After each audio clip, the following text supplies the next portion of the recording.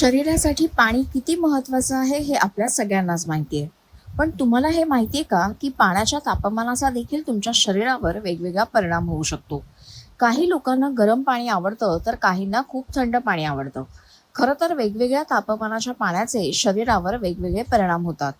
यामुळे अनेकदा हा प्रश्न उपस्थित होतो, की आपल्या आरोग्यासाठी कोणत्या प्रकारचं पाणी सर्वोत्तम आहे. पोषण तज्ज्ञ किरण कुकरेजा यांनी आपल्या सोशल मीडिया पेजवर या प्रश्नाचं उत्तर दिलंय. खरं तर थंड, गरम आणि सामान्य पाणी या सर्वांचे स्वतःचे असे फायदे आहेत आणि काही मर्यादा देखील आहेत. हवामान, आरोग्याची स्थिती आणि शरीराच्या गरजेनुसार योग्य पाणी निवडणं आवश्यक आहे. उन्हाळ्यात लोक अनेकदा खूप थंड पाणी पिणे पसंत करतात. हे पाणी प्यायल्याने शरीराला त्वरित थंडावा मिळतो. परंतु आयुर्वेदानुसार यामुळे पचनशक्ती कमकुवत होऊ शकते. जास्त थंड पाणी प्यायल्याने पचनक्रिया मंदावते आणि पोट जड झाल्यासारखं वाटतं.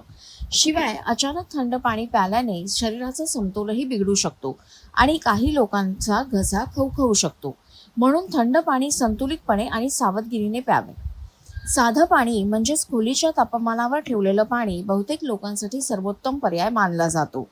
साधं पाणी प्यायल्याने पचन संस्थेवर अतिरिक्त ताण येत नाही आणि शरीर हायड्रेटेड राहण्यास मदत होते. म्हणून दररोज साधं पाणी पिणे हा चांगला पर्याय असू शकतो. काही लोकांना कोमट व गरम पाणी पिण्याची सवय असते. असं म्हटलं जातं की कोमट पाणी पचनास मदत करतं. ते घशाला आराम देतं आणि शरीराला हलकं वाटतं. सकाळी रिकाम्या पोटी कोमट पाणी पिणं आरोग्यासाठी चांगलं मानलं जातं. त्यामुळे योग्य फायदे समजून तुम्ही थंड, कोमट वा गरम पाणी प्यावं.